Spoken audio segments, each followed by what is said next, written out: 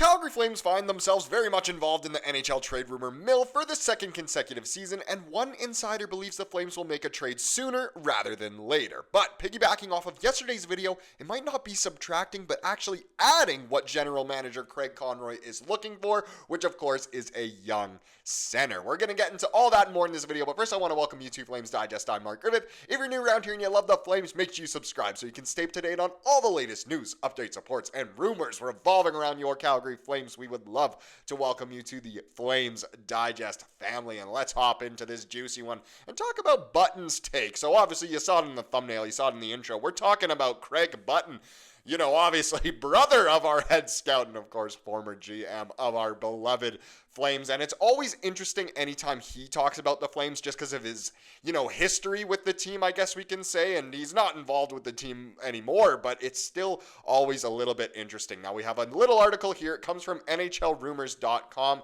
and it's written by Mark Eason here, but it kind of goes off of what Button said on TSN yesterday. So NHL rumors, should the Boston Bruins be sellers? We do not care about that, but yes, they probably should for any Bruins fans out there. And should the Calgary Flames be buyers? Now that is obviously what we actually care about here. Let's see what Button had to say. So the question was asked to him, should the Calgary Flames be buyers on TSN? And Craig Button, on his hot or not, if the Flames, you know, should be buyers at the deadline, he said, oh, that's hot, and retooling will help the rebuild. And being a buyer now, there's two avenues for the Calgary Flames to go: a low-cost acquisition to just kind of bolster the lineup, or Craig Button acquired Craig Conroy.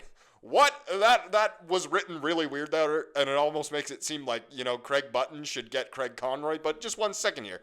I think Craig Conroy has got to go and acquire another Craig Conroy type center. So there you go. The cat's out of the bag. Here you go. This is what the Flames need. They need Conroy to lace them up again and go out there on the ice and bring this team to the playoffs and kind of lead them in a way like he did back in 2004. I know he wasn't the main guy, but of course essentially what Craig Button is saying here is he was a genius for picking up Craig Conroy in the first place, and now he should just lace him up again. Is that what we're getting at? Not necessarily, but it is interesting to know that a Craig Conroy type player. Is that what the Flames need? Let's let it continue. He's talked about a right shot center that he wants to get into the lineup. Well, that to me is just where he can help us team right now. I think, I'm sorry, whoever wrote this needed to do a little bit of a spell check. But, well, that to me is just where he can help the team right now, and he can help his team in the future. I don't know why I keep saying us there. It's really throwing me off. But either way, just like Craig Conroy when he came to the Flames, he became instrumental to their success. That's what the Calgary Flames need.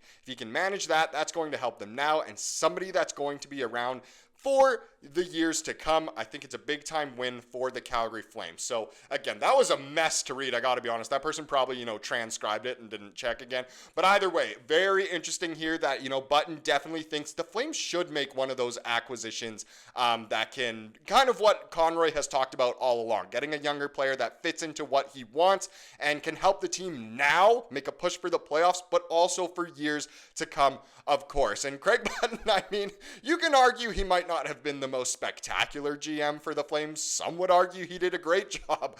But either way, he obviously knows a little bit more about what he's talking about. And I think here, you know, he might be onto something. In yesterday's video, we talked about Nazem Kadri and his thoughts of, yeah, he wants the Flames to, you know, make a big acquisition here. He wants to add and not subtract and definitely get someone that can help make the push, which is interesting because I saw a wild trade proposal on Twitter. And it's really interesting here because it involves Kadri. So it is adding to the Flames, but it is also subtracting, and it's the main man from yesterday's video, which is absolutely nuts. But here it is. It comes from the win column. I think it comes from one of their readers or viewers or however you want to say it, one of their followers.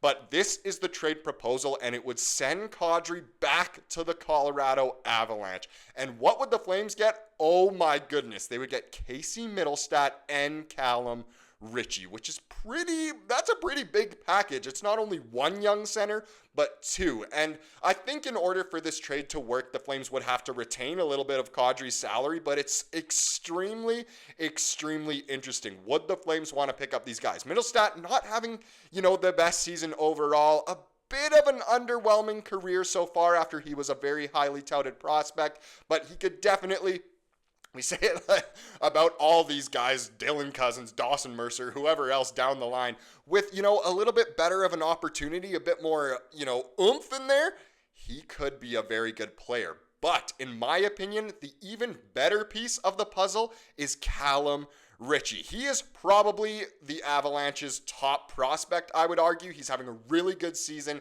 in the OHL. I don't know his exact stats, but all I know is they're really good. He was in the NHL earlier this season as well and picked up a goal, and he's just honestly a really, really good player. And he's so young. I should have fact-checked this, but I believe he's a 2023 first round pick. So again, a very good player overall. And I don't know who says no to this trade. I mean, Kadri might say no to this trade, but I feel like he'd be happy going back to Colorado. If you've read his book, he obviously enjoyed his time there quite a bit. But I know there's the other side of we want to keep players who want to be here, and Kadri is definitely one of those guys. But it's interesting. Sometimes you need to make those business moves. Would you make this trade? Would you not? For me personally, I'd have to see if that's what it is straight up, or if there was any salary retention or, other prospects or picks involved. But extremely interesting overall. I could see it really helping the Avalanche contend now, which I think is what they're going for, and, kind of lose a bit of their future, but it would help Calgary's future. So overall, extremely,